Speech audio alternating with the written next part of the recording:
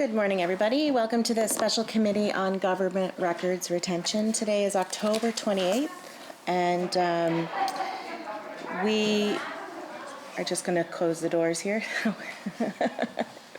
Thank you, Peter. In attendance today, we have members of the committee, Peter Bevan-Baker, Gordon McNeely, Hal Perry, Sydney McEwen, and Corey Deagle, and we also have Ole Hammerlund joining us today. So welcome to everybody. Thank you for joining us today. I'll call the meeting to order, and I'll ask for an adoption of the agenda. A motion to. Peter?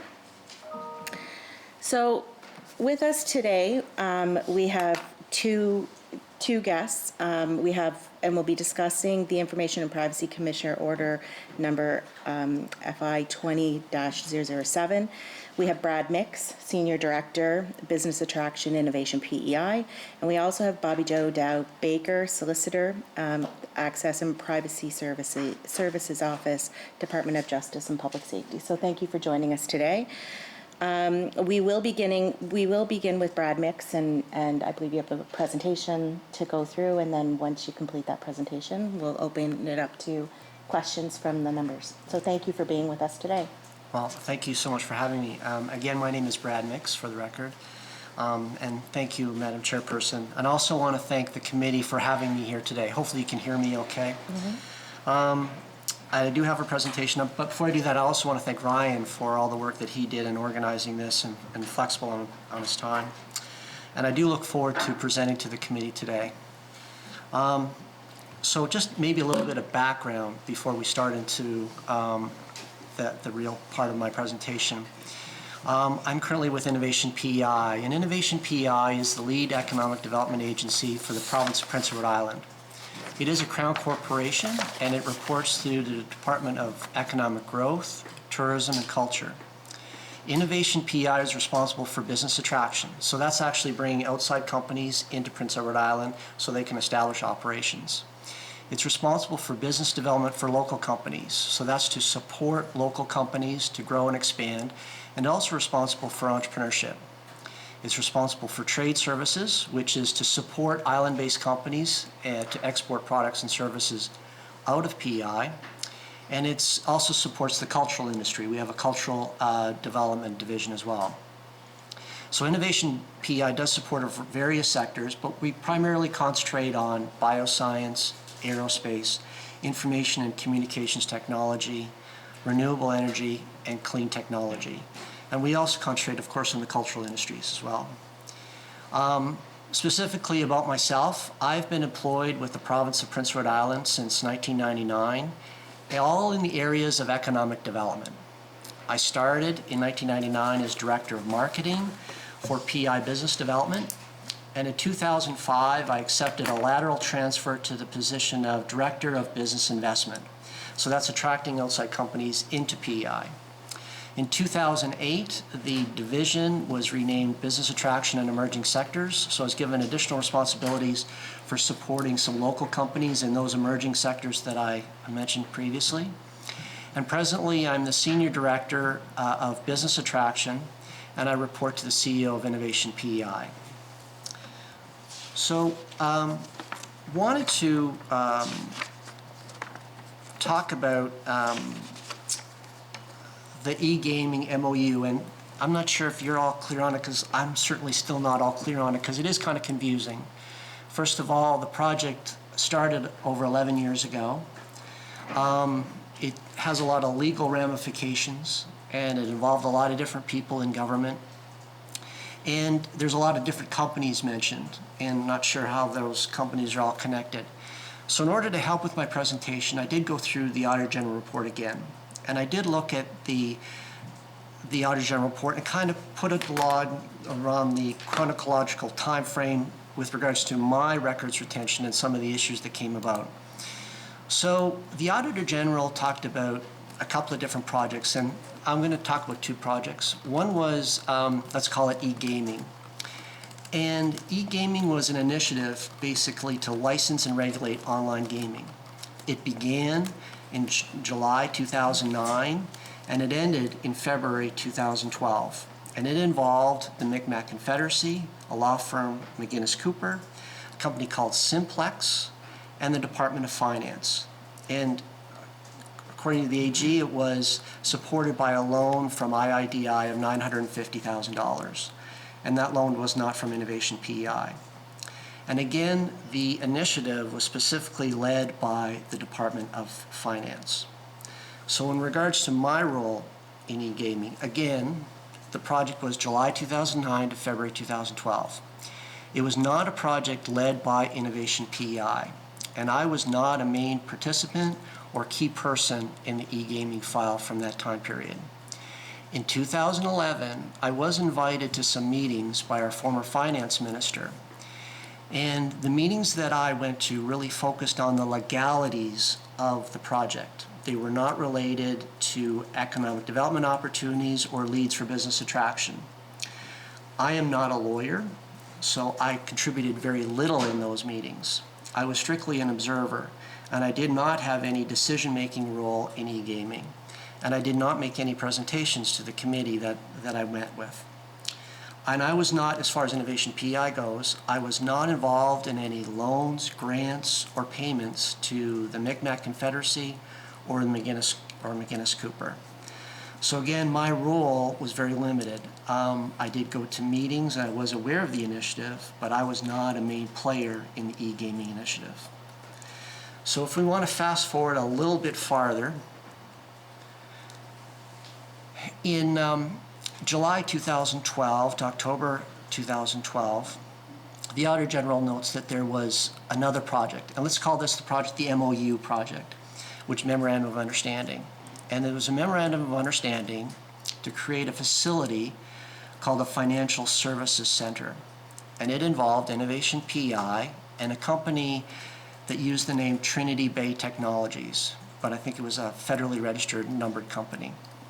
And the MOU eventually expired in October 2012. So again, from July 2012 to October 2012, I have all my emails, both my inbox and my sent items during the period of the MOU. I respected the MOU as the Director of Business Attraction at Innovation PEI. The MOU expired in October 2012, and this is the time period of my personal and direct involvement, and thankfully I have all my emails from this time period.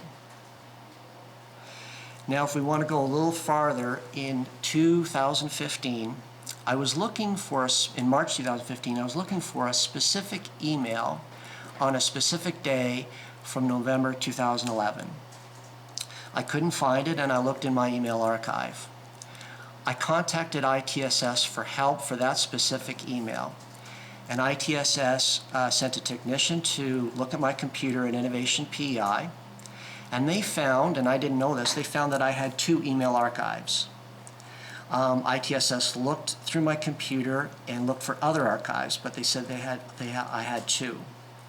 They could not find any other archives. And ITSS at that time could not find my email from November 2011. But they did mention to me, and when they went through my email archive, that I was missing a substantial amount of my archive. From June 2010 to April 2012, it was missing, both in my inbox and my sent items. And ITSS notified that. So in April 2015, I followed up with ITSS, both through phone calls and through emails, several emails, finding out if they'd find that specific email I was looking for in 2011, and to see what caused the gap with regards to my email archive. In late April 2015, ITSS directed me to risk management. And then I continued emailing risk management. I was able, I think through the work of risk management and through maybe a former colleague, I was able to get a copy of that email that I was looking for in 2011. I had also sent that email, copied that email to 3 other government officials and employees during 2011.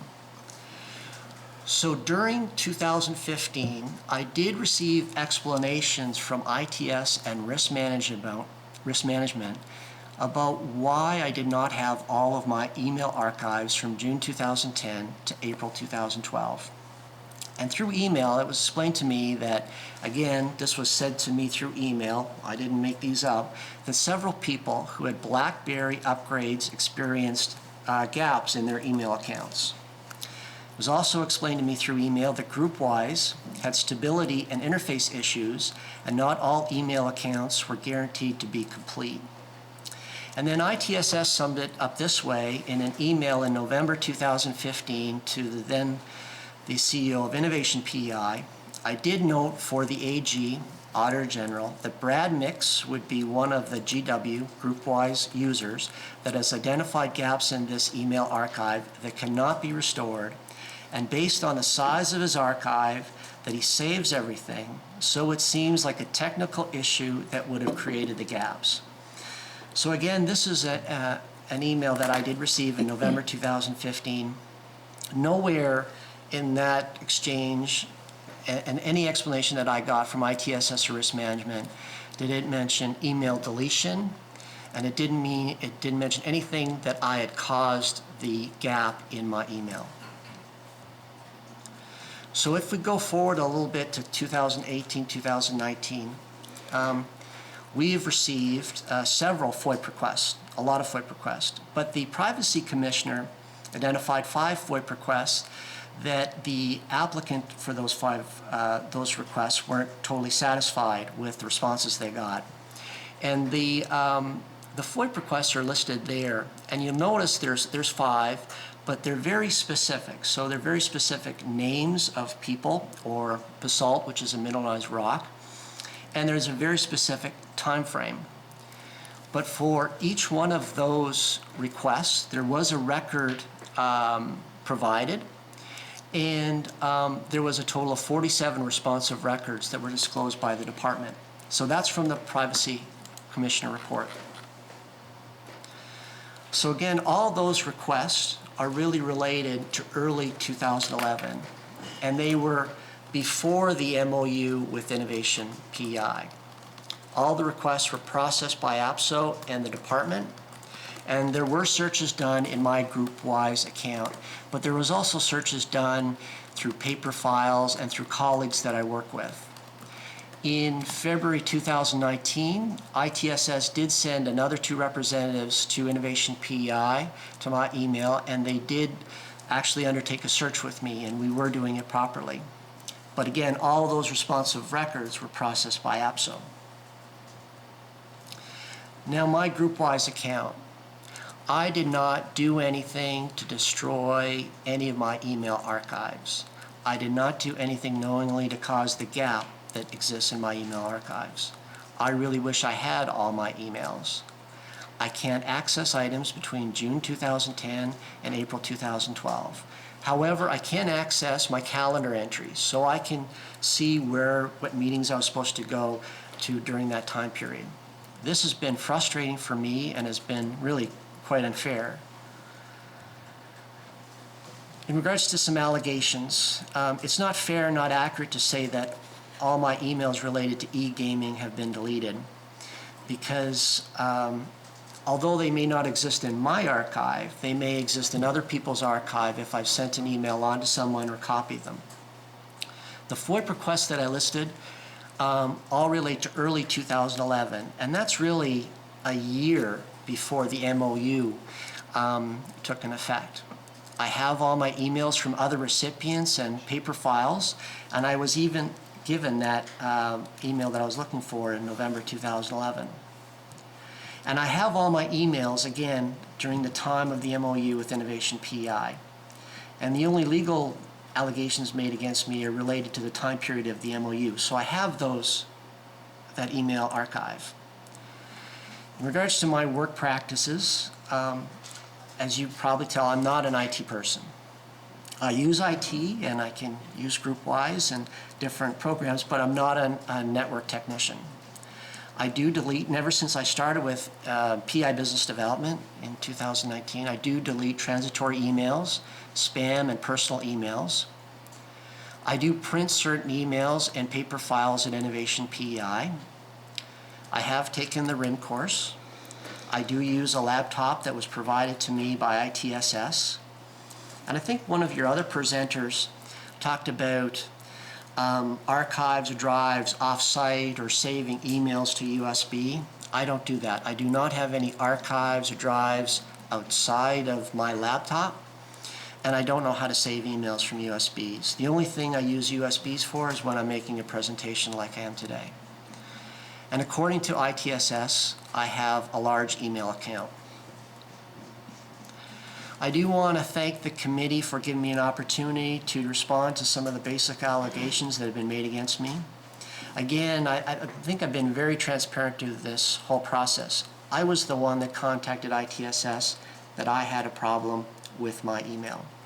And I continued to follow up with ITSS and risk management. ITSS did try to help me and did try to explain why I did have a gap in my email archive. Thankfully, I have some emails and paper copies from colleagues. And I have all my emails during the time of the MOU with Innovation PEI.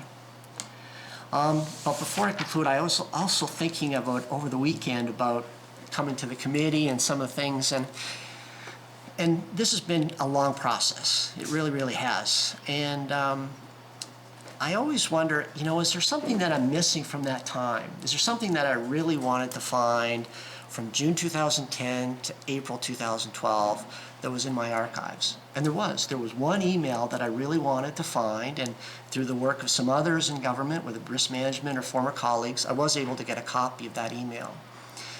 But, looking back, and again, we're looking at over 10 years ago, I feel confident that if I need to find something, I could find something through either colleagues or paper files.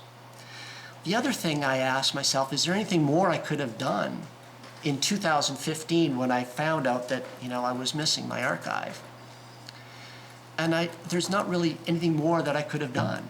I let ITSS know. I continued to follow up, and then I did get some explanations. And I've been very transparent, not just with ITSS risk management, but every CEO that I've reported to at Innovation PEI, I've been very transparent in telling them, you know what, I have a gap in my email archive. I didn't know how it happened. I got some explanations, but there it is. I've been very transparent with deputy ministers that I've reported to. And if a minister asked, I was very open. There's nothing to hide here. So I don't think there's anything more, and again, I'm not an IT expert. So I don't think there's anything more I could have done to alleviate the situation. The third thing I wanted to mention, and I went back to the Auditor General's report and went through it, and I can't speak of all of government. I can speak of my area and Innovation PEI a little bit, but we really did go through the Auditor General report, and we really did go through the recommendations that were proposed by the office in the report. And specifically, we've done a lot more. My thinking is a lot more on due diligence. We do take other due diligence steps when we're talking to people that are coming into the province. We do a lot more work with regards to that, and it really has helped. And there's been situations even very recently where, because of extra due diligence, we're not currently dealing with a potential issue. So we have learned. And the last thing I kind of want to leave you with is thanks for having me in here. And the work that you're doing is important. Records retention is important, and it's important that people that are having FOIP requests are confident that they're going to get the information that they require. And I don't think this has been in regards to other presenters, but hopefully that you also consider people that work for the province of Prince Edward Island and their roles, and that there's a little bit of protection for them. And what I'm saying is that, people that have been transparent, people that have been open and trying to provide good governance, really, and to say, listen, there is a problem. Those people, 5 years after the fact, shouldn't have their reputation sullied, really, because they alerted to a problem in the system. So I really think that your work should take a little bit of consideration and protection, because if you don't do that, you won't encourage transparency in government. If people feel that, oh, am I going to be in the media about this? Am I going to be, subject to further investigations? I'm just letting you know of an issue. I think it's important that there is a little bit of protection for the people that are providing transparency. So again, thank you very much for allowing me to be here today. I will, answer any questions to the best of my ability. Thanks again. Great. Thank you very much, Brad. Appreciate your presentation. So we'll open it up, and I'll start with Sydney. Thank you, Chair, and thank you, Brad, for coming in. We appreciate finally getting to hear from yourself. Can you walk through those steps again? Remind us personally of why you approached ITSS about that time frame, like exactly from your personal account, like what triggered it, why did you go do it? Like, give us a bit more detail about that time. Yeah, thank you. Well, in late 2014, early 2015, we did get notification that there was going to be a legal action against several people, and I was going to be part of that legal action. I was going to be named in that action. And there was a request from the legal counsel at that time to make sure that we protected all our documentation. And there was one email that I wanted to find that I thought would be relevant to any kind of legal action. And I looked for that email, and that's really what drove it, was, considering that might be part of a legal action. Sydney? Thank you. Can you speak about that email? Yeah, I can. It was an email to a representative from Simplex, and it was just in regards to a concept paper that we're putting together at Innovation PEI, and it was an initiative that never did go forward, and that's the email that I was looking for, and I did receive a copy. Sydney? Thank you, Chair. Not to go down that route, but is there any particular reason why that email was important to you in that? Yeah. Probably because it was to Simplex, and that I did copy other people within government. Sydney? Thank you, Chair. So, I guess, Brad, straight out, have you ever deleted those emails from 2010 to 2012 in this time frame that we're speaking about? No, I did not. I did not do anything to cause the gap in my email archive. Sydney? Thank you. In your presentation, you also said willfully. Is there any way you could have accidentally done that? Not knowingly, no. Not that I know of. Sydney? Thank you, Chair.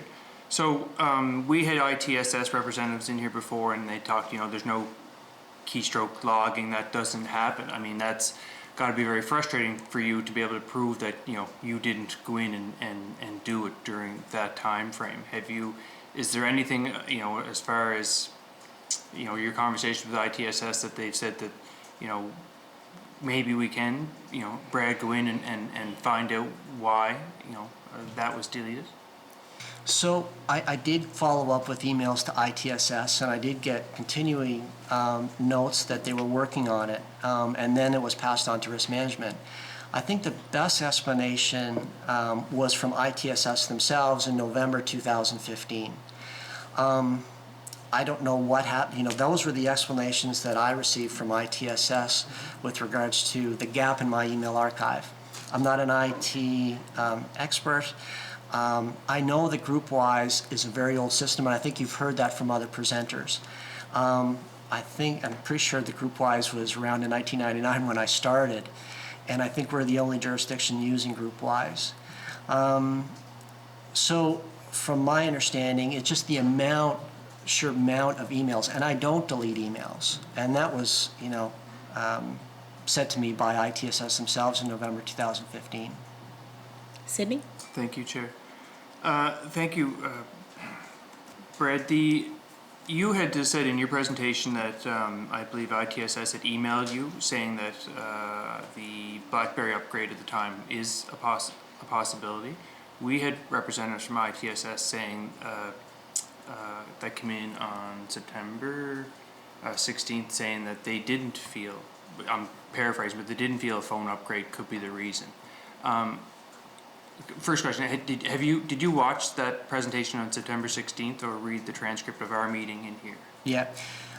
So actually, just a clarification, actually it was risk management in May 2015 that said that the reason could be a gap is because of some BlackBerry upgrades. So it was risk management. Now I'm assuming they received that from ITSS, but I wasn't those conversations. I did see some of the presentation that was made by ITSS, yes.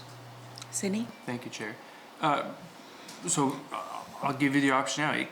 Is there anything you would like to refute from that presentation that members of ITSS had presented to us in regards to your case? Is there anything that you disagree with?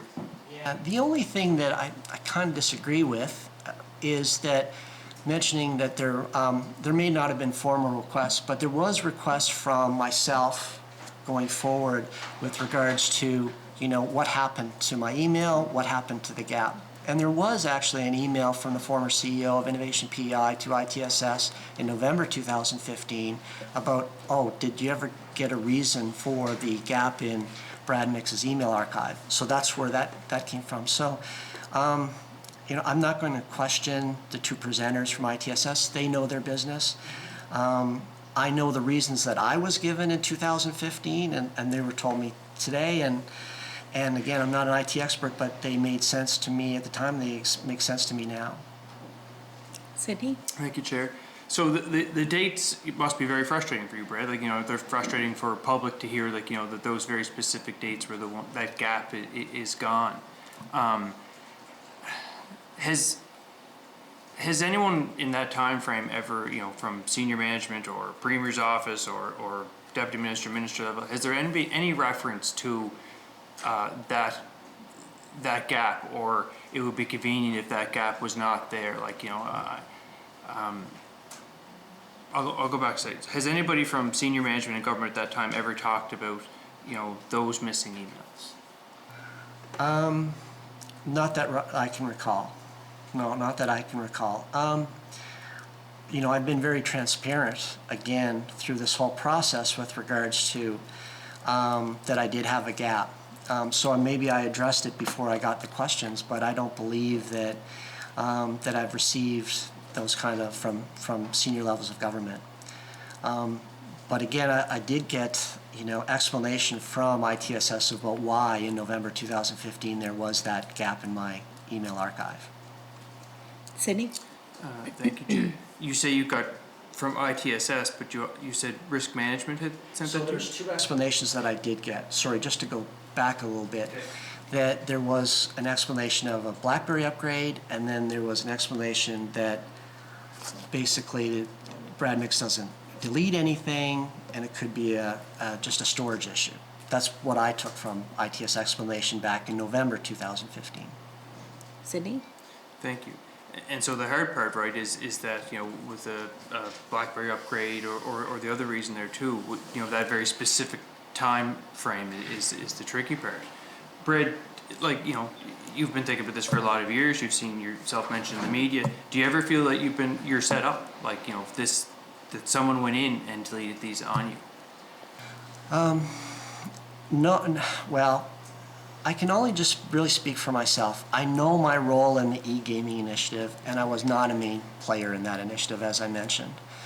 And I have my records from the MOU period, so I can defend myself.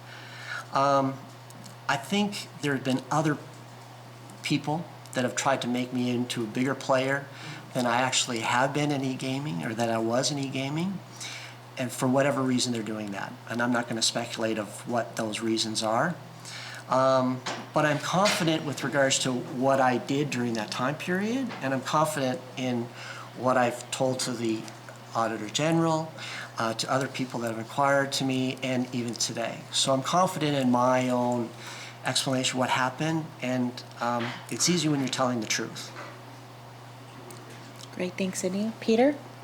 Thank you, Chair. Thank you, Brad, for being here this morning. I appreciate that. As you might imagine, Sid has covered perhaps the most important ground that we had to talk about this morning. I just want to follow up a little bit on the apparent contradiction that exists between the explanation that you were given whether that be from ITSS or through risk management, that, as you put it, there was a technical issue that created the gaps, or at least that's what you were told. And the very clear statement from John Brennan, who sat in that seat a few weeks ago, that you would have to have intent to delete the emails. You've been very clear, very unambiguous this morning that you yourself did not delete those emails intentionally or otherwise. And Sid sort of touched on this a minute ago, but I'm wondering whether you were aware of anybody who had proxy access to your email account at the time from June 10th to April 12th when the records went missing. Yeah, thank you for the question.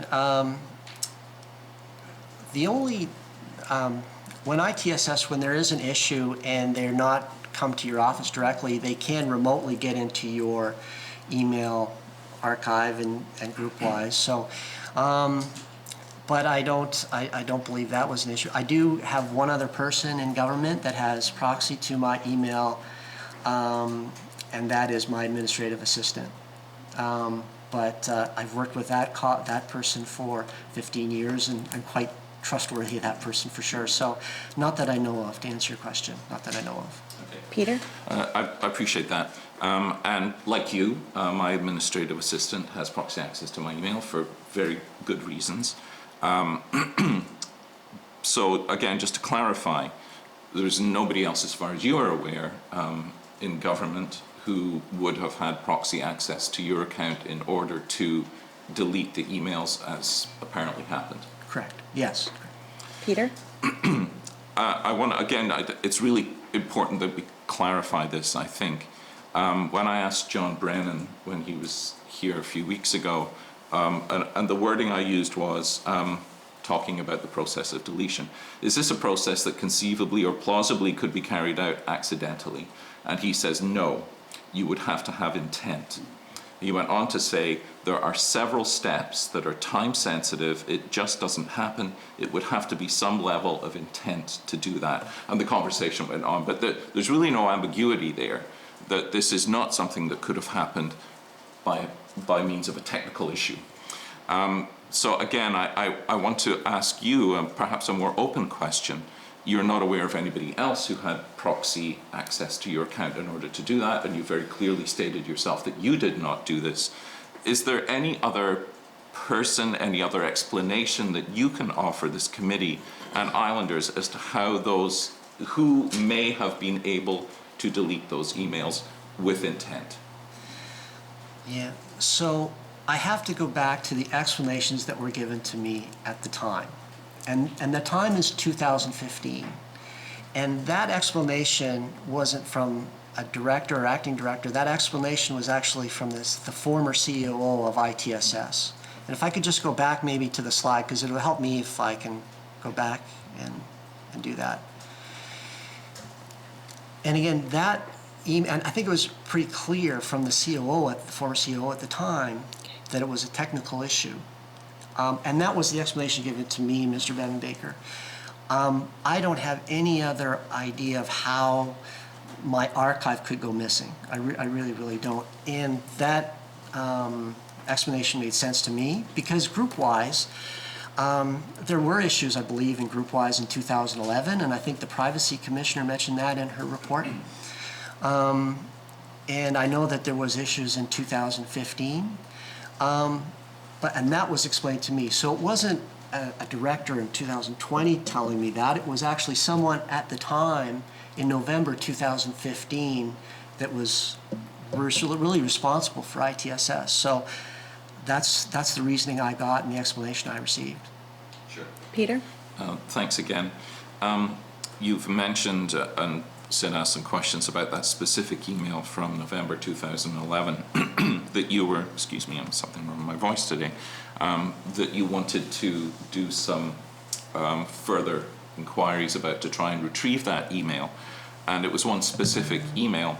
I'm wondering whether during that time period, and I'm talking about June 2010 to April 2012, whether you would have had, and you've very clearly stated that you did not feel you were a central player in the e-gaming initiative at that time, but you sat in on a few meetings.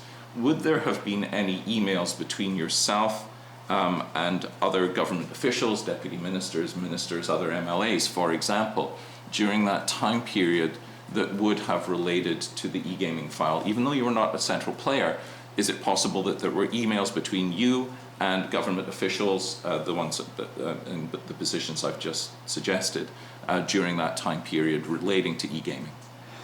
Not that I know of. Not that I know of. And maybe I can expand a little bit about my role in that e-gaming a little bit.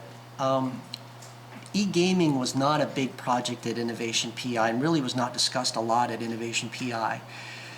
Between 2010 and 2012, we had a lot of other projects that we were working on with regards to, we were talking to a major aerospace company and working with Slim Park. We had work on the bioscience industry, and we're working with the Bio Alliance to fill the biocommons. We're working with major IT companies and services companies to come into Prince Edward Island with regards, and some are here today. So there was a lot of different projects that we're doing, and e-gaming was not a major factor.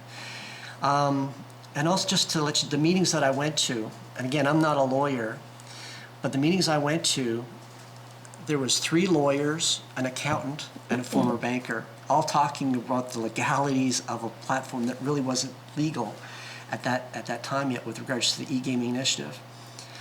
I could not offer any significant legal advice or suggestions, and so I really was just an observer.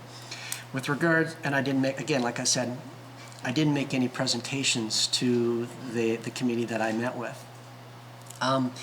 I do not recall ever sending notes to or emails to MLAs or other people. The only really emails that if I did go and there was a significant, I would have copied a deputy minister at the time, a CEO at the time. I don't believe I would have copied the minister at the time, but because that's just really not the process that I followed. So long story short, to answer your question, I really was not a major player in e-gaming, and I don't recall really outside of deputy minister or CEO level outside to other people. I might have, sorry, just to clarify, I might have copied the former Minister of Finance on emails for sure. Peter? Thanks. In terms of production of records, and I appreciate what you said towards the end of your presentation, Brad, that good records retention is not just in order that we can go back and retrieve records that we need to look at how decisions are made, but they offer certain amounts of protection for the individuals involved as well. And for you, that's been a real issue in terms of being able to clear your name, if you like. So I understand that records provide both access to information and protection for those who produce that information in the first place. And I'm wondering about the culture of that production of information at the time, whether there was any particular policy in place, any protocols are in place, or perhaps more of a sort of loose cultural attitude towards the creation of records regarding issues like this. Yeah. That's another good question. I think today we're a lot more conscious with regards to records management and RIM courses, and government is, especially Innovation PI, we're a lot more conscious of maintaining and keeping records. I can really just speak for myself, and I don't, recall 2011, 2010. I did not delete emails. I really did, even before records management was in place, I really made sure that, unless an email had no significance, which was transitory emails or spam or personal emails, other than that, I kept records, and we kept records. I'm not sure of a specific policy, and I apologize, I probably should know, but in regards to my own work habits, I didn't willfully delete emails. Peter? So there's two aspects, Brad. Again, this is just for my own clarification, and so give you an opportunity to get it on the record. In terms of deletion of records, you were never encouraged to perhaps engage in practices that would not comply with the records retention or framework that was in place.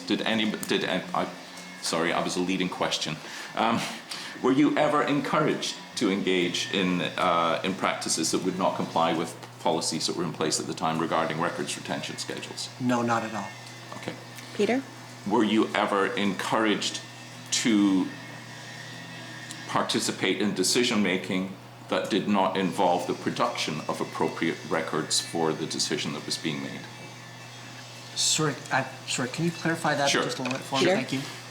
You just mentioned transitory records, and I know that there is a proclivity in some areas to make decisions in a way that does not produce a permanent record in government. That's been clear in the past.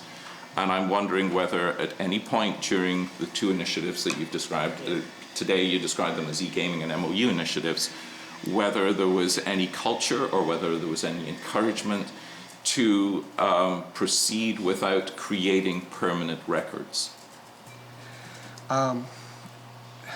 No, there was not a culture of that, we've always maintained to maintain our records, maintain paper copies of our records, if we can, and maintain emails. There was never, I think your question, if I got it right, that, were we asked or were we, encouraged to not keep records? No, we've always been very, at Innovation PI anyway, with regards to maintaining our records and maintaining our email archive. I don't know if I answered your question, Peter. No, you did. Okay. Absolutely, I appreciate that, Brad. If you want to move on, Chair, I have one I question. do have Ola on the list. Ola, would you like to proceed? Thank you, Chair. I found it very encouraging you were telling about an email you did locate in the period. I was wondering if you can detail a little more what were the steps you had to do to find that email and where was it found? Yeah, well, actually, after repeated inquiries about where that email was, I was able to get a copy of that email. And it wasn't so many, those were the steps that I did with regards to continue inquiring and continue asking about where that email could be. It was actually probably the work of risk management and a former colleague that was able to find that email. I'm not sure what steps they actually took to get that email, but those were the folks that got that email for me. Ole? So I would imagine from what you're saying that it would involve, first of all, you knowing that there was such an email, and also that identifying some persons that might have received it and have it in their possession. Yes, I did recall that specific email, and I did, in one of my correspondence, either it was with risk management or with our ITSS, and I did mention to them that I know that I did copy this person on that email, another person that wasn't basically on a copy. So, risk management or a colleague was able to find, that email for me. So, I think they call it reconstruction now. That's not what I would consider it. It was just like if I was sending you an email and I copy Mr. Bevan Baker, Mr. Bevan Baker may have a copy of that email. Ole? So I was wondering, has there been other requests from other persons for you to locate other emails in that fashion? Yeah, so we've had requests through FOIP requests, and we've had FOIP inquiries, and as I mentioned, we've done our best to get those FOIP requests. So we do check my group-wise account, my archives, and then if we feel that there are other people that would be involved, we do go to them and they check their archives, and then we do go through paper records, and we do check our other systems. So to answer your question, there have been other inquiries and they've been through FOIP requests. Ole? My last question, so why did you pick that particular email for you to retrieve out of your archive? Yeah, I think I mentioned this, that, again, I thought that this was going to be relevant to the legal action, so I wanted to make sure that I had a record of that. And legal counsel did ask us to make sure that we preserved and saved our records that may be appropriate and be recognized during the legal action. Great. Thank you, Ole. Corey? Thank you, and thank you, Brad. Can you just kind of expand a bit on, you said you weren't a main player in the e-gaming file, so what exactly was your role throughout those 2 to 3 couple of years? Yeah, it's a good question. Good question. With regards to the e-gaming, I believe I was asked to go to the meetings with regards to see if there are opportunities in economic development. But and again, as I mentioned, the meetings really just didn't get into economic development because there was really the discussion of legality, and it's not something that economic development, because economic development is job creation, economic development is wealth generation, and the project really wasn't at that time. It didn't get that far because there was still a lot of discussions about the legality of the project. So to answer your question, I think I was brought in for some economic thoughts and maybe observations, but the meetings that I went to really were about the legalities of the e-gaming platform. Corey? And so who exactly would you have met with? What? What? Like, would you have met with deputy minister, minister? No, the meetings that I went to, again, there was 3 lawyers at the meeting. There was an accountant, and then the Minister of Finance. And then I think one meeting, there was a Deputy Minister of Finance that came. Corey? And have you ever met with anyone else regarding? No, one of the meetings, there was a representative from a company called Simplex. But other than that, no, not at all. Corey? And was that Paul Jenkins? No, it's not. Corey? Have you ever met with Paul Jenkins? Have I ever met with Paul Jenkins? Yes, I've met with Paul Jenkins. Actually, I met with Paul Jenkins in early 2010. Yeah. Corey? So was it an early, because I'm just reading it I had read it at the Globe and Mail article, and you're probably aware of it, but it said in early 2011, Paul Jenkins pitched the financial service center to Brad Mix. Is that accurate? That was wrong. No, actually, that's not accurate. Yeah, that's not But you accurate. did meet with Paul, but in I did 2010. meet with Paul, yeah. Okay, Corey? that's good for now, thanks. Okay. I'm just going to ask a couple questions, and then we do have another round. So you had mentioned 3 people copied on the email. Could you tell me who those 3 people were? Yeah, I believe they were Wes Sheridan, Neil Stewart, and Melissa McEachern or Melissa James. Okay. You've also referenced a lot interaction with risk management. Yeah. Can you take me through the interactions that you had with risk management, including who in risk management specifically? Yeah, my communication or interactions with risk management were very short. There was a phone call inquiry and 2 emails to risk management, and that was with Linus Kelly. Okay. And I was almost going to say my own name. I'm so used to chairing and saying the name first. Was anybody, so the 3 lawyers that you had mentioned, were any of those the same as who you had been discussing or had gone through risk management with? So, or were they different? They were different. Okay. All right, thank you. And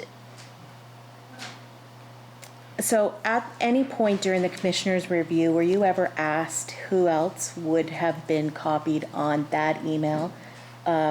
Was that a question that the commissioner, during the review of the FOIP request, that the commissioner had asked? So the privacy commissioner? Yeah. The privacy commissioner did not interview me. Oh, I'm sorry. Okay, that's right. And, okay, no, I was just confused on that. No, So, that's it. Sydney, I'll go back to you. Thank you, Chair. Brad, so in 2015, when you went looking in your email for certain emails and realized that there was records missing, had you done searches in your email prior to that time for FOIP requests? Yes, we did. Yes. Sydney? And, thank you, Chair, is any time during those previous requests, nothing came to your attention that there was, that a block of emails were missing from that time? Nothing did, Mr. McEwen, because I knew it was a specific day and it was a specific person that I was looking for. So a FOIP request wouldn't have probably alerted that or wouldn't have seen it. You would, in the way we do our searches, you look for the name, and if it doesn't come up, it doesn't come up. And if there was a gap in the email, it wouldn't have come up. But I went back and looked at, because I knew the specific date and the specific person, and that's when I noticed that I didn't have that email. Sydney? Thank you. So those previous FOIP requests, do you remember any examples of them, like that you would have had to look up? Like there was nothing that came to your mind that time to say, wow, that there should be something there? No. Sydney? There was no individual emails that, like, in regards to this court case, that you knew there was this one email that you want to track down. In previous FOIP requests, there was nothing like that came to mind. When you do a FOIP request or a search based on a FOIP request, you were comfortable that when nothing came up, nothing came up? That's right, correct. Sydney? Could just walk me through again that one email that you were looking for then in 2015. Why, like I had asked this before, but just give me more context of why that was important to a potential legal case. Because I did know that there was a connection between the Simplex company and the company that was providing or going after the lawsuit that was suing myself and other parties. So that's why I wanted to find that specific email. Sydney? Can you give me an example of a FOIP request prior to 2015 that you had to look up? Is that too long ago to ask, or? Yeah, I apologize. I should know that I think we did have FOIP requests in 2014, so again, 6 years ago. And we've had a lot of FOIP requests. We've had a lot of FOIP requests. Sydney? I'm good for you now. Okay. Peter? Thanks. Thanks again, Brad. I just want to tie up a couple of loose ends that I created earlier. You mentioned that the only person with proxy access to your account was your administrative assistant. Yeah. I just want to check that you've had a conversation with her. Obviously, she would be aware of what has happened to you regarding the missing emails. Did you check with her that she did not delete those emails? I'm assuming it's a woman. Yes, no. I did have checked with her and she did not delete the emails. Okay. Peter? Did you also have a conversation with her about whether anybody approached her to get access to your email account during that period or at any time afterwards? Yeah, I have not asked her that specific question, no. Peter? Okay. Regarding the MOU, Yeah. you mentioned that, and we've had a lot of conversations around the specific email from November 2011, and you mentioned that all emails in your account are available from April 2012 onwards. Is that correct? Correct. Peter? When did the conversations start on again, you've described it as the MOU today. When did the conversations start on that issue? Initiative, rather. Well, that is really still before the courts. It's still in litigation with regards to the MOU. So I'd prefer not talking about that because it's still before the courts. And the reason why, Mr. Benbaker, I really don't want to mention that is that I'm not a lawyer. I've said my defense with regards to the litigation, and I don't want to, go against anything that the court is currently, reviewing or deciding and waiting for the next steps with regards to that. So I know that the MOU did start in July 2012. Peter? Right, and I'm more concerned about the time frame of the conversation prior to the MOU actually beginning, as you say, in 2012, but clearly the conversation started before that. At least going back to November 2011, because you mentioned that this specific email was triggered for you because it was related to the MOU. So clearly the conversations regarding the MOU go back before July 2012 to at least November 2011. So I want to ask again, I don't think this is an unfair question. I understand the relevance and the situation that's going on before the courts at the moment. But if you could even give us some idea of where you feel the conversation regarding the MOU actually began, because the missing email period for you is June 2010 to April 2012. I'm interested to know whether any potential other emails other than the one you've specified this morning, which related to MOU, which might be very important, could actually be missing. Yeah. I was not involved in conversations with regards to the MOU before July 2012. And I did not receive a copy of the MOU until September of 2012. So to answer your question, I don't believe there's anything that I had with regards to, I was not part of conversations before July 2012 at all with regards to the MOU. Peter? So that particular email, again, that you've cited a number of times today, that would be in a solitary, singular, exceptional case? Yeah, because it was a follow-up to Simplex, and I knew that there was a connection between Simplex and people that were taking, I guess, the legal action against the province. Peter? So yeah, Simplex was involved. So just for clarity, the email from November 2011, which involved Simplex, did it also relate to the MOU? No, not at all. Peter? And you had no email conversations with anybody regarding the MOU until July or August 2012, is that correct? Correct. Okay, thank Peter? you. A couple more general questions, Brad. I'm wondering what part of the conversation of this committee and work has been looking forward and making sure that we have better systems in place, and we've already made huge steps in that direction. But I'm wondering at the time that we're talking about here, whether you received any training in terms of records retention or records management. Not that I recall. No. Peter? And would any others in your department at that time have received training, or is that just not part of the culture of government at that time? Yeah. And I apologize, I don't know when the RIM course was first offered in government,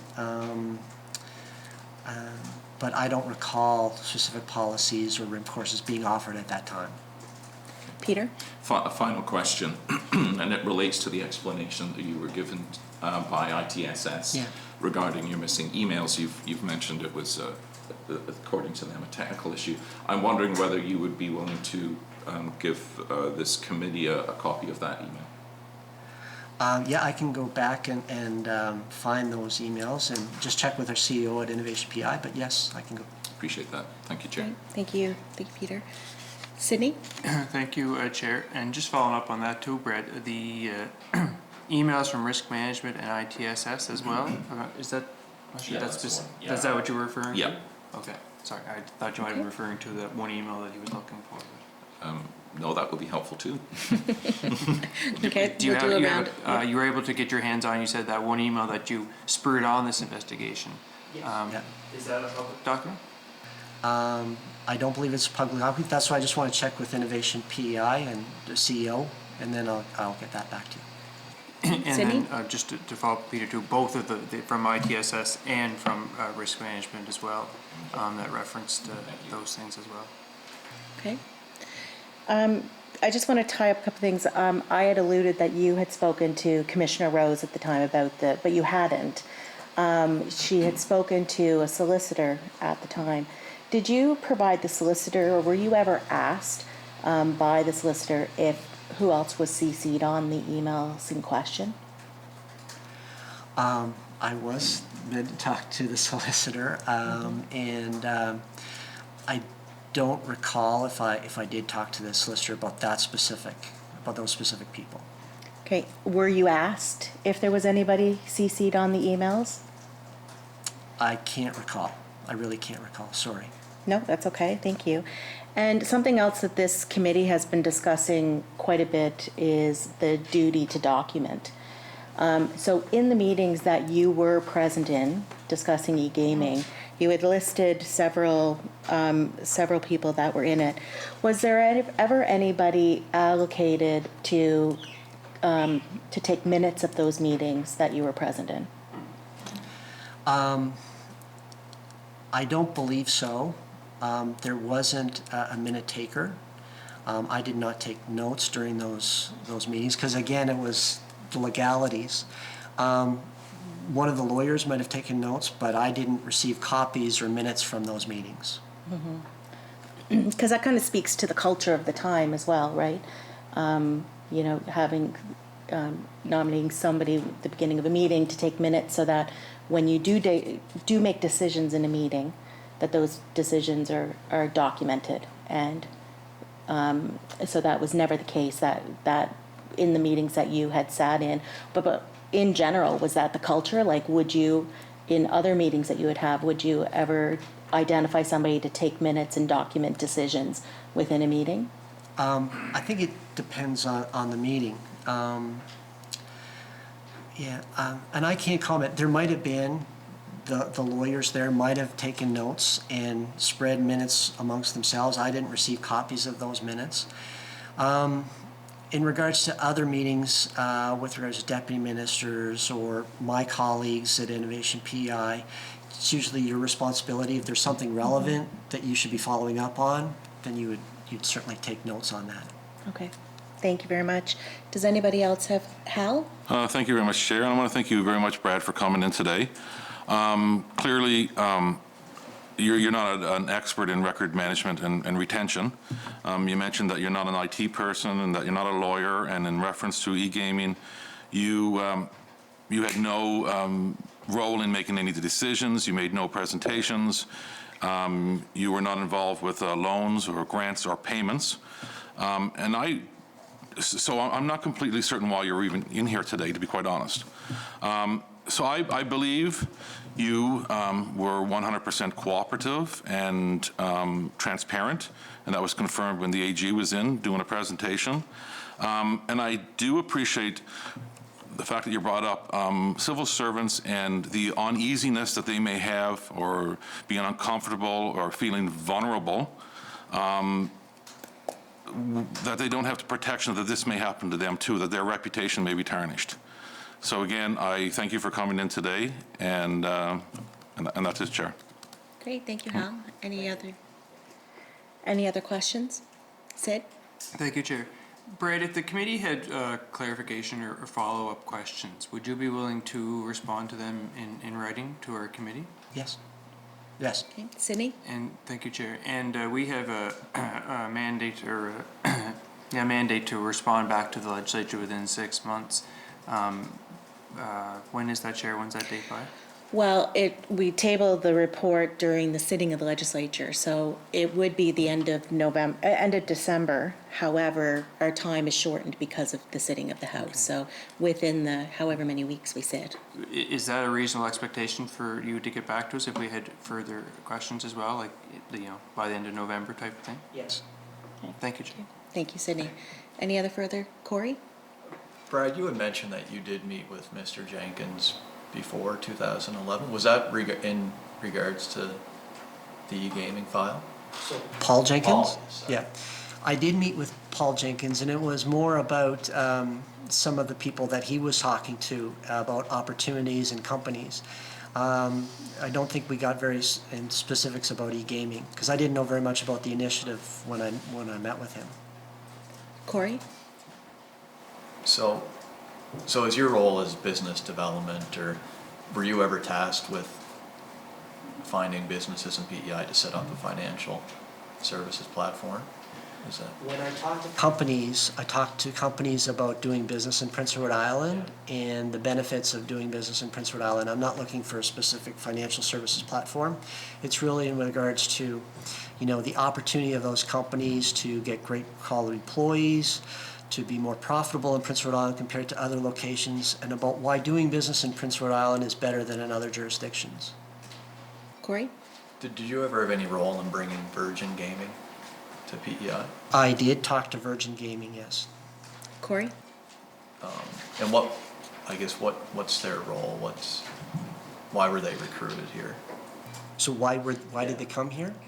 Yeah, Virgin Gaming came here as a service center, and they did locate in the Atlantic Technology Center, and they had between 10 and 15 staff.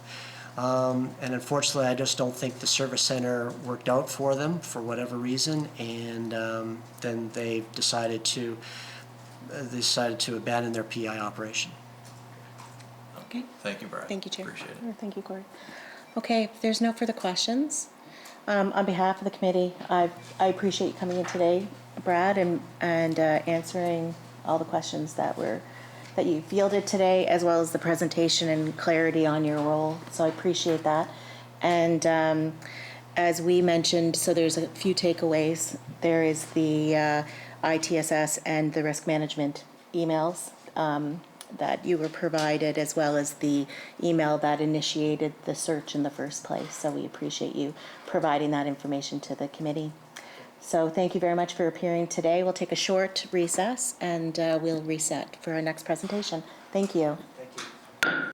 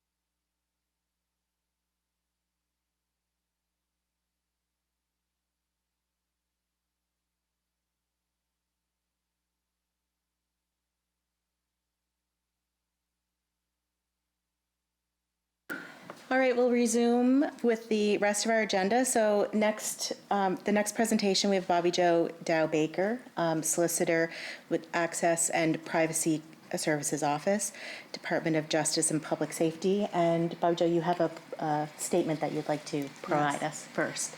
Good morning, Madam Chairperson and honorable committee members. I must say that the lawyer doesn't normally get put in this kind of seat, so it will be a first for me. Thank you for inviting me here today to make this statement and for providing me with the opportunity to inform you about government's access and privacy services. Given my role and the time periods that you've been asking other people questions about, I am going to say from the get-go that I think there's very little I can inform you about that you haven't already learned from other people. But I do wish to speak to you about my role as the solicitor in the Access and Privacy Services Office, because I think there might be some misunderstanding in what my role is. And it should be noted very clearly from the get-go that my role is that of a legal advisor. The Access and Privacy Services Office, you will have heard called APSO, which is the acronym APSO. It is a centralized service, and it falls under the Department of Justice and Public Safety. And I understand from my colleagues that the service became centralized within government in 2014. In APSO, we are pleased to provide assistance and to work with government departments, as well as a number of Crown agencies and other public bodies in the processing of access requests under the Freedom of Information and Protection of Privacy Act. And as you no doubt know, this legislation is commonly known as the FOIP Act, and I'm going to refer to it as such throughout my presentation. The FOIP Act applies to departments, agencies, boards, commissions, and other bodies that are designated as public bodies under the legislation. They are collectively referred to by those of us that deal with FOIP requests as public bodies. Responding to an access request requires work on the part of both APSO and public bodies. When a request for records is made by an applicant, it is received by APSO. And then APSO notifies the public body that a search needs to be conducted. The public body is then responsible for identifying appropriate searchers and location to search for records. The search for records is then undertaken by the public body. APSO and I do not get involved in the search for records. When records are provided to APSO, APSO staff process those records. But you should be mindful that the final decision relating to disclosure of records located by the public body rests with the public body. I commenced work in my role as solicitor in APSO with the province in January 2019. As a result, my experience is somewhat limited. Prior to that time, I was a private practitioner in the private sector for the remainder of my legal career, with the exception of a few months I spent as an article clerk under the former Chief Justice of the Supreme Court of Prince Edward Island Trial Division and with the Crown Attorney's Office in 2001 to 2002. I have been a member of the bar in good standing since 2002. As a solicitor in government, I act, as I stated, in a legal advisor capacity. I am not employed as an investigator. I'm not an interviewer. Likewise, I am not a records management specialist, and I am not an IT expert. My duties and responsibilities involve the following. I provide legal support and guidance to the Access and Privacy Services Office. I provide legal advice to government departments, agencies, boards, and commissions regarding the administration of the FOIP Act. I represent government in FOIP-related matters before the Office of the Information and Privacy Commissioner, as well as courts. I also interpret legislation as required. In the context of a typical access request under the FOIP Act, I may be involved in the following ways. Because I represent government in matters before the Information and Privacy Commissioner, I do provide advice and act as a legal advisor to them when an applicant or third party asks the Information and Privacy Commissioner to review any decision made by a public body. This may involve reviewing submissions made to the Information and Privacy Commissioner by applicants or third parties, preparing and making legal recommendations to public bodies, taking instructions, and communicating with the Office of the Information and Privacy Commissioner. It may also involve conducting legal research to prepare legal advice, speaking to individuals in order to provide advice, and being present during meetings that involve the Information and Privacy Commissioner and others. Because I am tasked with providing advice to government regarding the administration of the FOIP Act, I may also become involved in a typical access request before the Information and Privacy Commissioner becomes involved. For example, I may be asked to review records before a final decision on disclosure is made by the head of a public body, and to provide a legal opinion concerning mandatory or discretionary exceptions under the legislation. There may be instances when public bodies are concerned about their obligations under other legislation alongside the FOIP Act. I may be asked to provide my legal interpretation and advice related to the interplay between the Act and other provincial laws. There may also be legal concerns related to the disclosure of records that are found to be responsive to a request. If there are these kinds of concerns, I may be involved with assessing legal privilege and giving legal advice related to the disclosure or protection of those records. In your letter to me, you indicated that you wish to discuss Order FI 20007. As the solicitor in APSO, I am aware of this order. While I am not able to discuss any particular file or matter, I am able to discuss what I do in my role.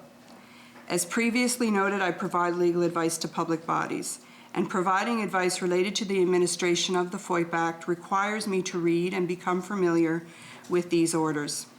These orders, or reports as I know they've been referred to during this special committee's work, contain law that I refer to, analyze, and use in my duties as a legal advisor every day. I've read the order. It contains numerous details about the review and investigation conducted by former Commissioner Rose. And I will state on the record that I have reviewed what she has stated to you as well. So some of the main points that I see coming from this order, she has already spoken about with you. You will note at paragraph 32 of the order that the department, that she concluded that the Department of Economic Growth, Tourism and Culture conducted adequate searches for records in all 5 access requests. You will also note that she confirmed that the acting director of ITSS, when she conducted her investigation, could not provide her with an opinion about what had occurred with the missing emails. And you will also note at paragraph 84 of that order that she could not readily discern the reason for the missing emails from the evidence gathered during her investigation. You also mentioned in your letter that the committee is examining current records management practices.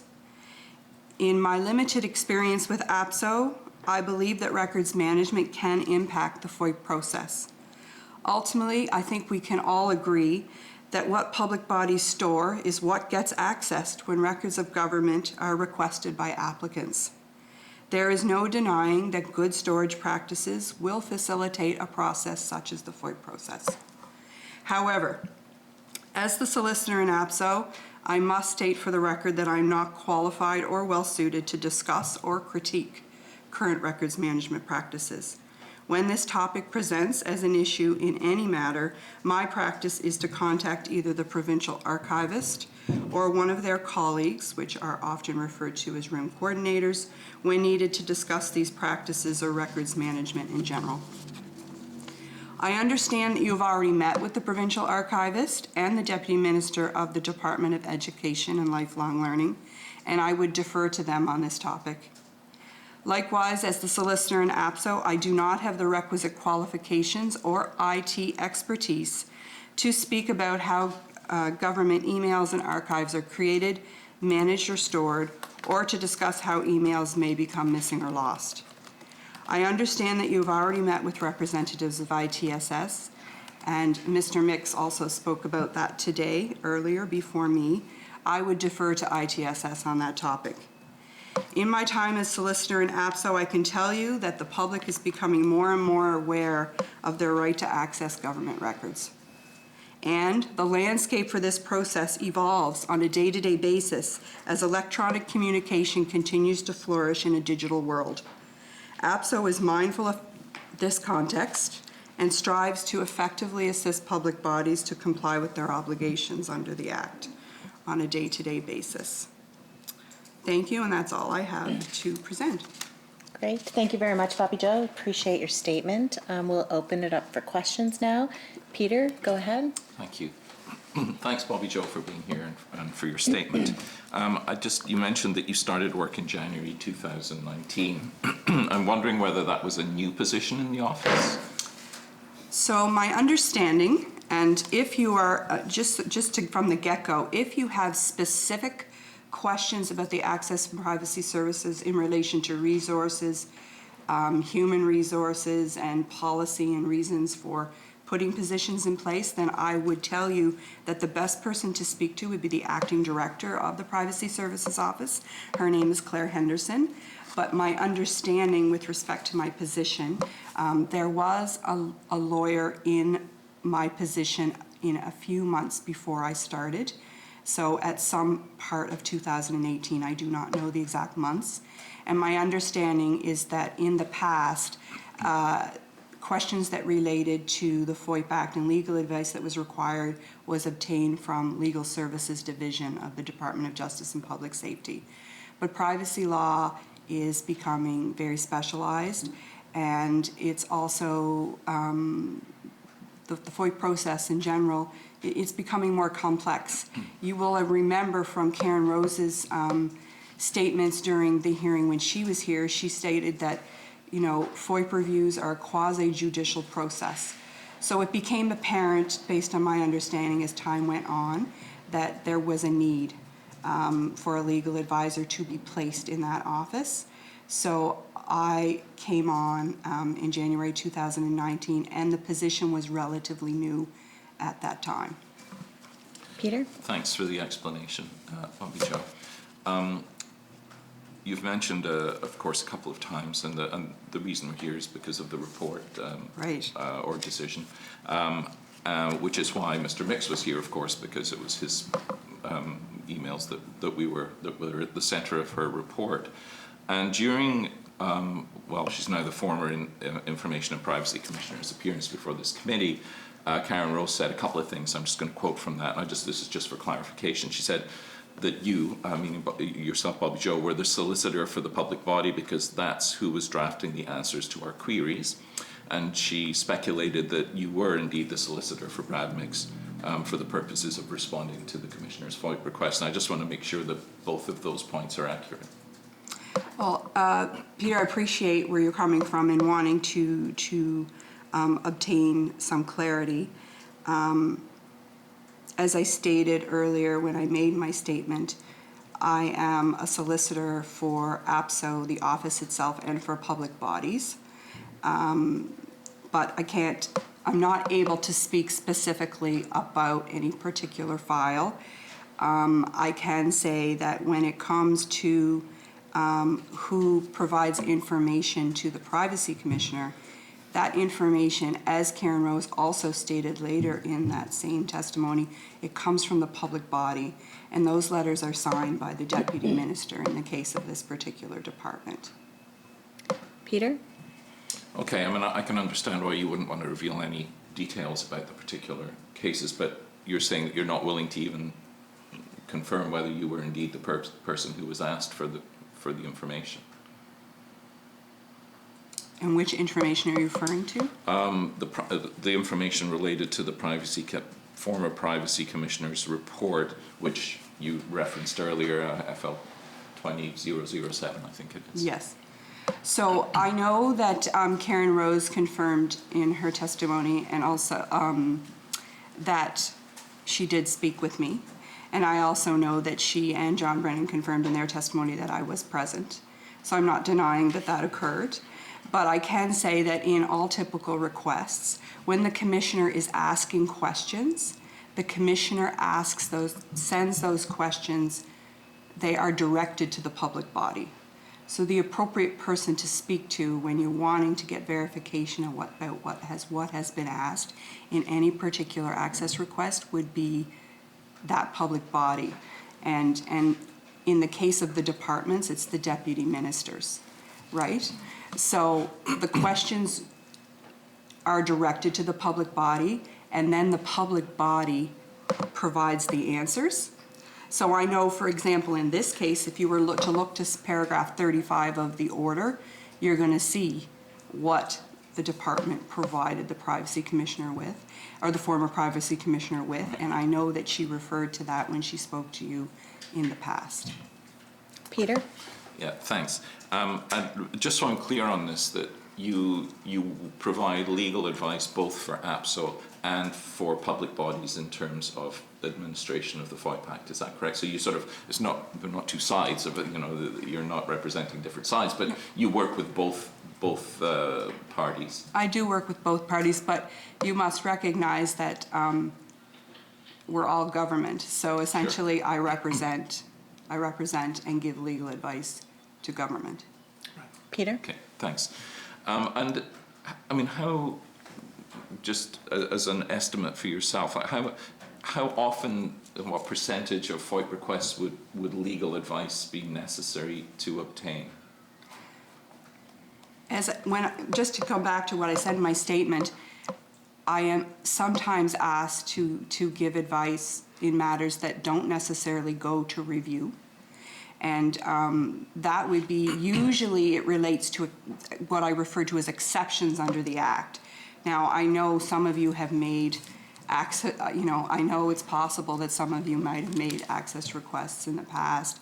The kinds of things are, if it's advice, there are provisions in the legislation, if you were to read the legislation, that say government has the discretion or is either required to protect certain types of advice, documents subject to legal privilege, personal information, which is something that former Commissioner Rose spoke about quite a bit.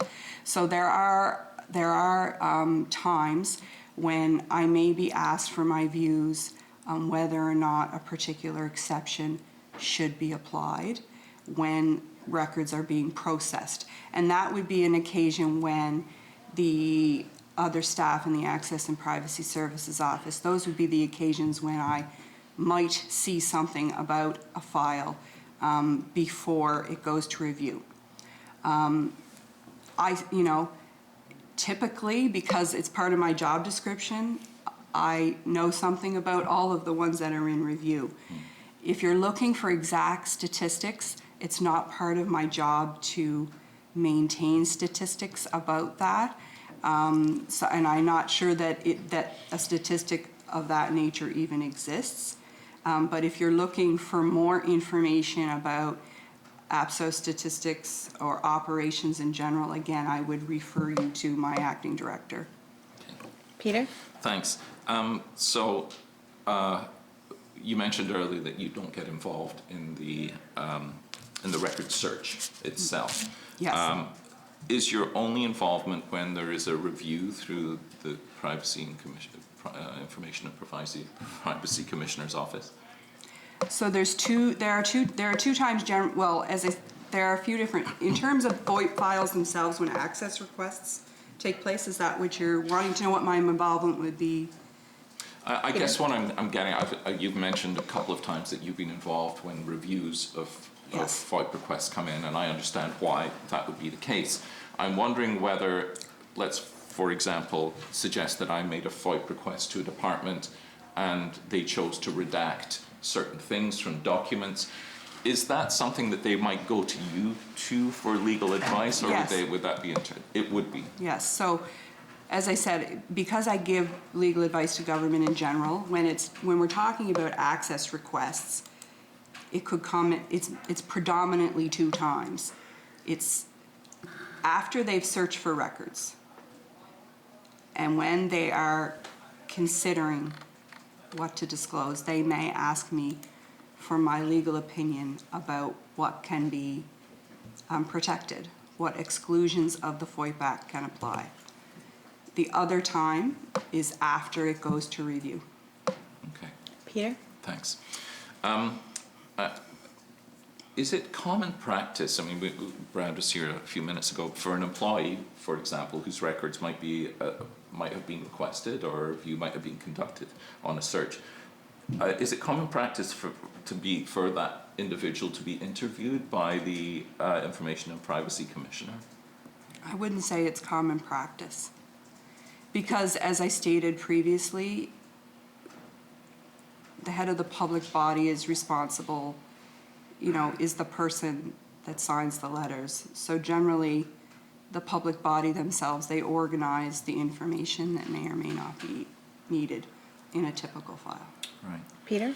So again, in a situation like we're dealing with here, if the commissioner requested to speak to the staff person directly, is that something that would generally be permitted? Based on my time with the Access and Privacy Services Office, I can't recall too many, I can't really recall many times when there's even been a discussion to my knowledge about someone being requested to speak. But I do know that, for instance, when former Commissioner Rose spoke to you, she did say that there have been times when she has asked to speak to individuals. And I would also note that in this case, based on the public record that's before us, former Commissioner Rose indicated that she provided questions and that responses were provided to those questions before she asked to speak to the acting director of ITSS.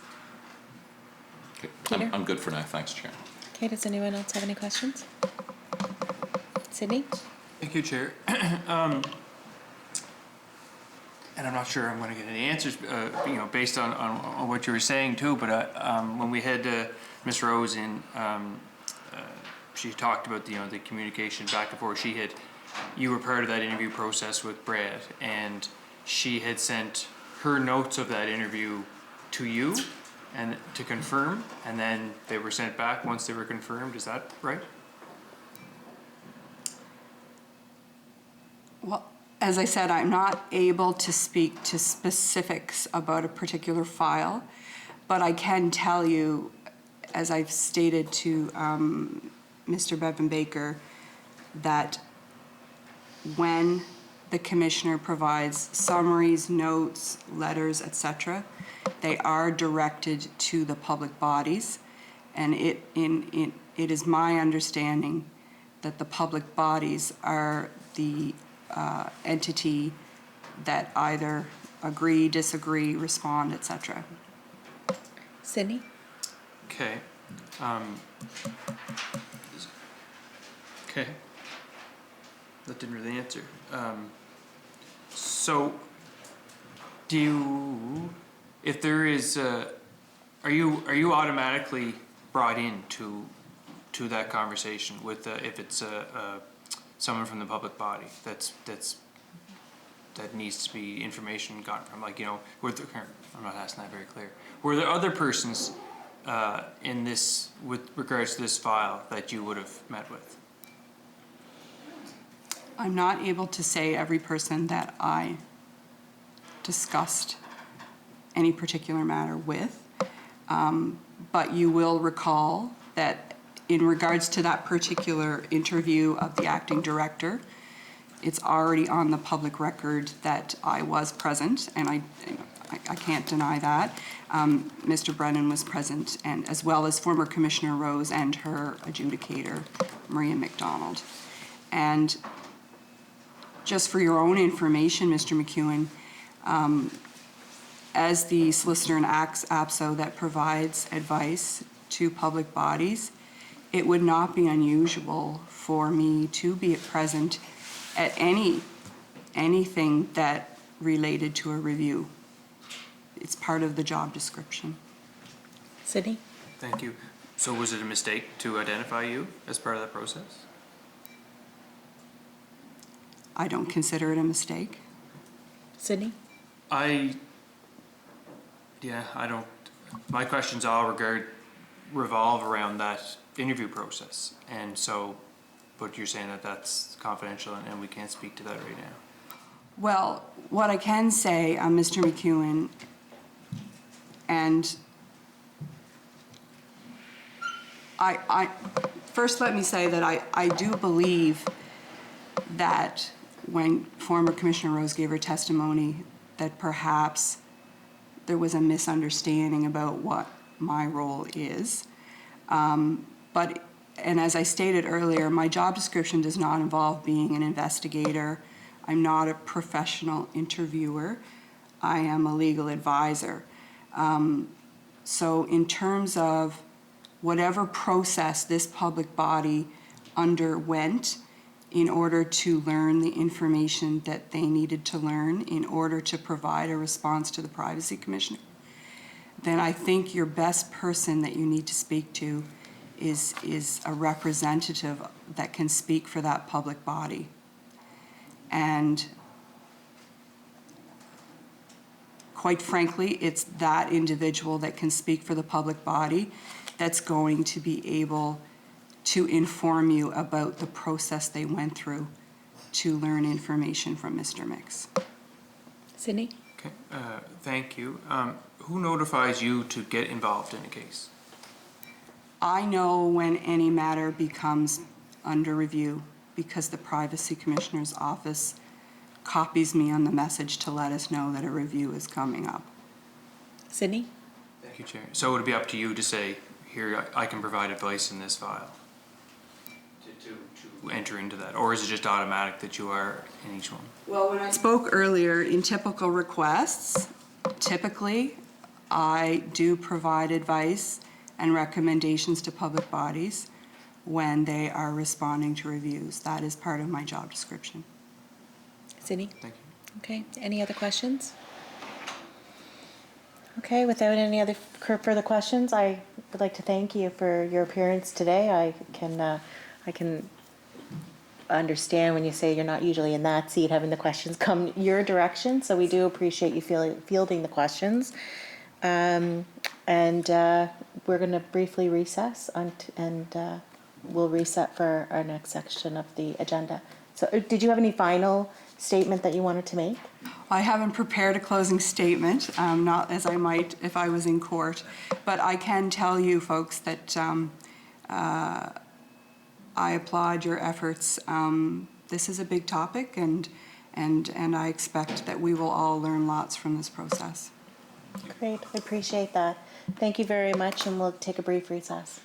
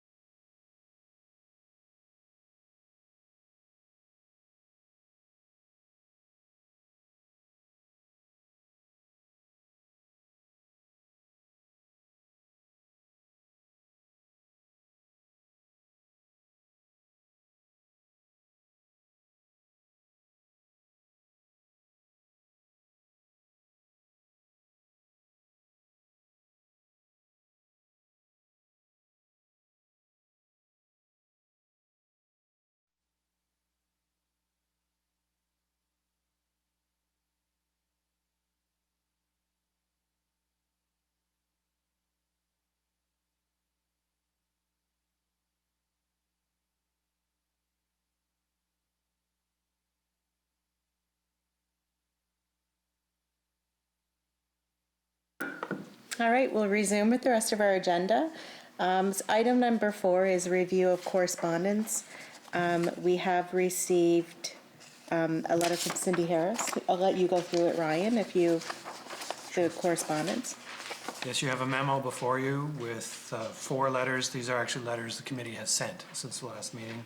One to Cindy Harris regarding emails of Brad Mix, and then 3 letters asking for appearances of Aaron McGrath, Gaudet, Deputy Minister of Economic Growth, Tourism and Culture, a representative of the Treasury Board Secretariat of Canada, and Honorable Darlene Compton, Minister of Finance. Okay, great, thank you. Is there any other correspondence that we'd like to review? Anybody receive anything? Okay. So we'll move on to review of scheduling. So Ryan, again, I'll get you to go through that for me. The next meeting is next Friday, November 6th at 10 a.m. At that point, the committee will meet with Melissa James. Then Chris Leclerc will appear at 11 a.m., so we may need to simply adjourn if Melissa James is finished with the committee before Mr. Leclerc arrives. Then the committee will adjourn and start a new meeting that afternoon at 1:30 p.m. And Aaron McGrath Gaudet will appear at that meeting, possibly an additional witness to be confirmed of the ones that are invited in those letters. Okay, thank you, Ryan. Any questions or discussion on that? Okay, item number 6 is new business. Any new business that anybody would like to bring forward? Okay, and so today we had discussed in our last meeting that today would be the final day that we would submit motions to ask other witnesses. So I'll just confirm that we are complete at this point in time for our witness requests. Okay, thank you, everyone. So if there's no further business, I'll ask for a motion to adjourn. Okay, Peter, thank you very much. Have a great day, everyone. Thanks, Claire.